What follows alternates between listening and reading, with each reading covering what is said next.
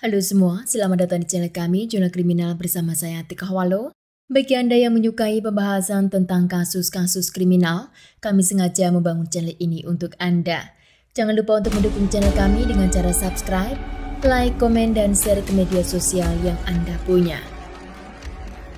Juan Pedro Martinez Gomez lahir pada tanggal 1 Januari di tahun 1976.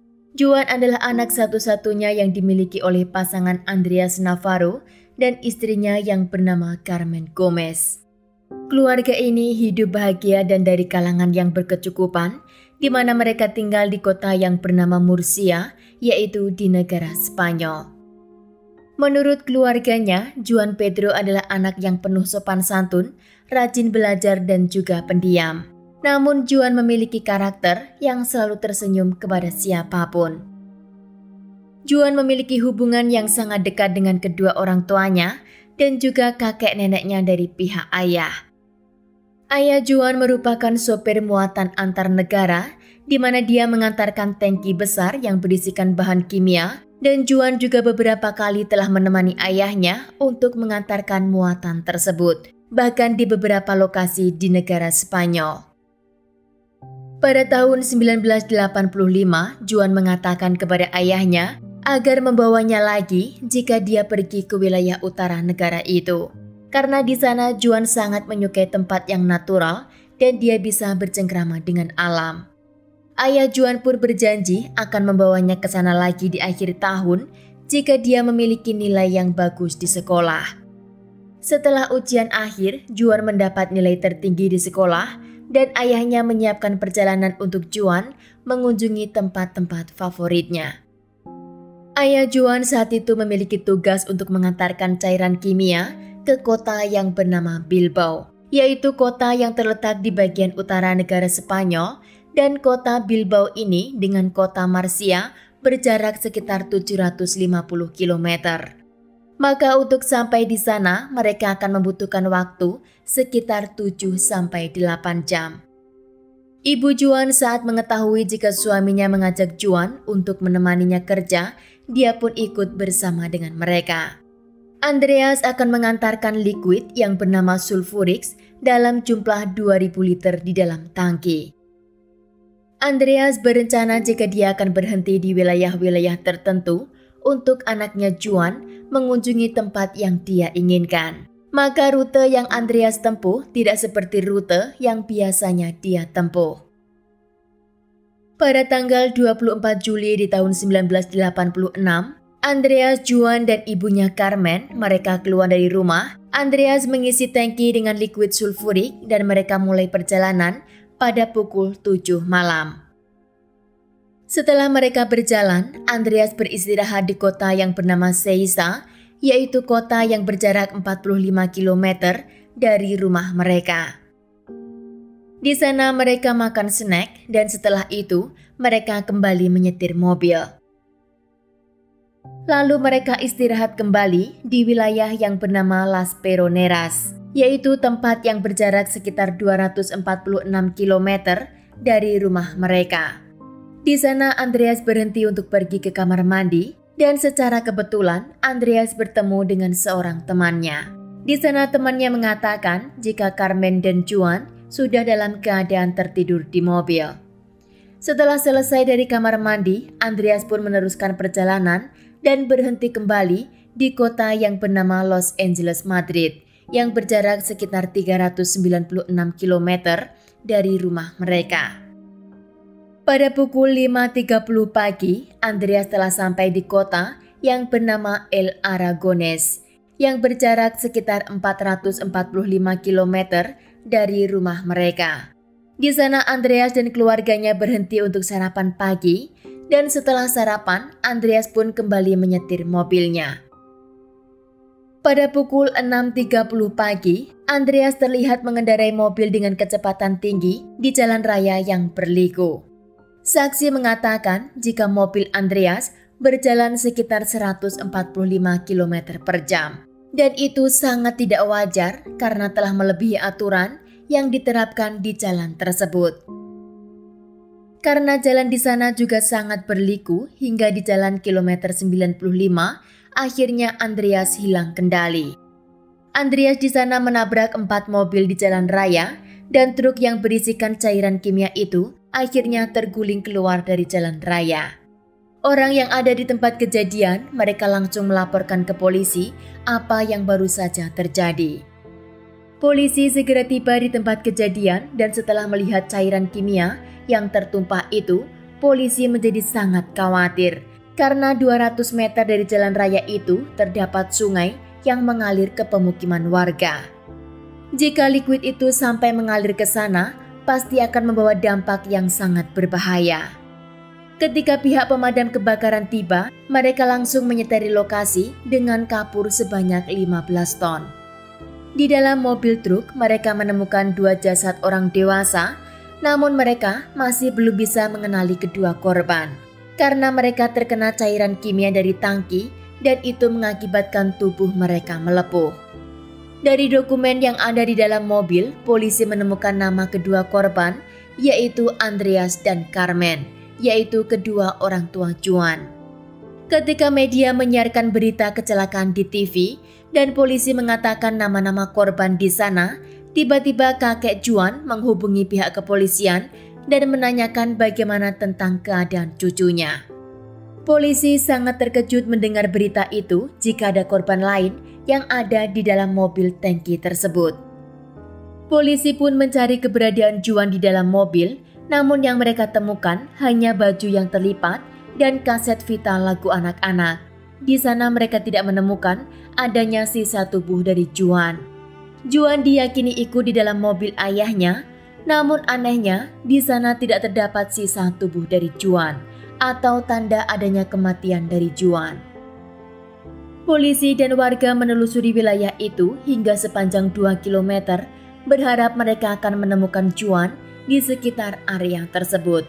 Setelah 2 hari pencarian di area itu, Juan juga masih belum ditemukan. Di mobil truk itu polisi menemukan takograf, yaitu alat perangkat yang dipasang di kendaraan untuk mencatat kecepatan jarak yang ditempuh oleh mobil tersebut, dan takograf di mobil itu menunjukkan jika Andreas berhenti sebanyak 12 kali selama 30 menit sebelum kecelakaan terjadi. Mobil Andreas berhenti selama 1 detik paling cepat dan 22 detik paling lama selama 12 kali dalam kurun waktu 30 menit itu. Bukti ini membuat polisi tidak bisa menjelaskan kenapa Andreas harus melakukan itu di jalan raya. Padahal di sana tidak ada kemacetan, bahkan hari itu jalan dan cuaca dalam keadaan baik. Andreas setelah berhenti selama 22 detik, dia langsung menancap gas hingga mencapai kecepatan 140 km per jam. Dan menurut polisi, itu sangat tidak wajar. Karena biasanya untuk kendaraan berjalan sempurna di area itu hanya membutuhkan kecepatan sekitar 90 km per jam. Penyidik dalam kasus itu juga mengatakan jika mobil yang dikendari oleh Andreas semua dalam kondisi yang baik dan tidak memiliki masalah apapun. Polisi masih terus mencari keberadaan Juan, namun tidak ada bukti yang kuat jika Juan meninggal di tempat kejadian, seperti kedua orang tuanya. Banyak teori dan konspirasi dari hilangnya Juan dalam kecelakaan ini yang diangkat ke media. Pertama, polisi menduga jika Juan tidak berada di dalam mobil saat kecelakaan terjadi. Kedua, kemungkinan Juan selamat dari kecelakaan tersebut dan dia melarikan diri ke arah sungai untuk membasuh badannya yang terkena kimikal dan akhirnya dia hanyut di sana. Namun teori ini langsung dibantah oleh penyidik karena sangat tidak mungkin jika Juan berada di dalam mobil yang berjalan dengan kecepatan 140 km per jam dan dia bisa selamat, apalagi hingga lari ke arah sungai. Teori ketiga dihasilkan karena adanya seseorang di tempat kejadian yang mengatakan jika dia melihat setelah kecelakaan terjadi, di sana ada mobil van berwarna putih yang berhenti di samping mobil truk dan dia mengambil sesuatu dari dalam mobil Andreas dan sesuatu itu diduga adalah tubuh Juan. Namun teori ini juga dibantah oleh penyidik karena sangat tidak mungkin orang akan mendekati mobil itu tanpa pelindung karena cairan kimikal itu sangat berbahaya. Teori keempat, penyidik menduga jika tubuh Juan sudah larut dengan cairan yang tumpah, Namun teori ini juga diragukan oleh pihak laboratorium setelah mereka melakukan tes di sana. Mereka mengatakan jika Juan Pedro yang berusia 10 tahun, dia memiliki tinggi badan 155 cm dengan berat badan 65 kg, maka akan membutuhkan waktu selama 5 hari untuk menghancurkan semua itu. Menurut pihak laboratorium, cairan kimia tidak akan menghancurkan rambut dan gigi manusia. Apabila tubuh Juan telah leleh di sana, maka baju korban akan dapat dihancurkan oleh cairan kimia dalam kurun waktu selama 2 minggu. Namun di sana tidak ditemukan jasad atau tanda adanya baju atau sisa dari tubuh Juan. Saksi yang bertemu dengan keluarga Andreas sebelum kecelakaan terjadi, dia mengatakan jika mereka melihat keluarga itu masih dalam keadaan normal dan tidak ada sesuatu yang mencurigakan. Hanya satu yang menurut saksi aneh, yaitu baju Juan, di mana hari itu cuacanya sangat panas, namun Juan terlihat memakai sweater berwarna merah, yaitu baju yang biasa dipakai di musim dingin. Saksi melihat keluarga Andreas dari makan di meja makan hingga mereka kembali ke dalam truk dan berjalan lagi ke jalan raya. Dan saksi itu menyatakan jika Juan ada di dalam mobil bersama dengan kedua orang tuanya. Polisi kini mencari kemungkinan apa yang terjadi di balik kecelakaan yang merenggut nyawa keluarga Andreas. Ada dugaan jika kemungkinan Andreas hari itu bertemu atau dikejar oleh seseorang di tengah jalan raya itu dan mereka dalam kondisi yang berbahaya, maka Andreas sempat beberapa kali berhenti di tengah jalan dan hanya dalam hitungan detik.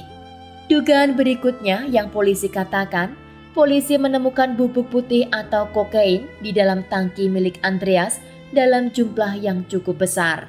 Diduga jika Andreas menjadi korban dari polisi-polisi yang bergabung dengan mafia di sana dalam perdagangan narko. Diduga polisi hari itu menghentikan truk Andreas dan mengambil Juan dari dalam truk sebagai sandraan, lalu mobil Andreas disuruh untuk mengantarkan bubuk putih tersebut ke suatu tempat. Karena Andreas mengalami kecelakaan di tengah jalan dan dia meninggal, maka Juan yang ada di tangan polisi tidak dia lepaskan, namun mereka menghabisi Juan di tempat lain agar tidak mengungkap apa yang sebenarnya terjadi. Atau kemungkinan Andreas memiliki kontak dengan mafia langsung dan dia punya masalah dengan mereka. Maka hari itu mafia mengetahui perjalanan Andreas dan mereka bertemu di jalan raya lalu menyandra Juan.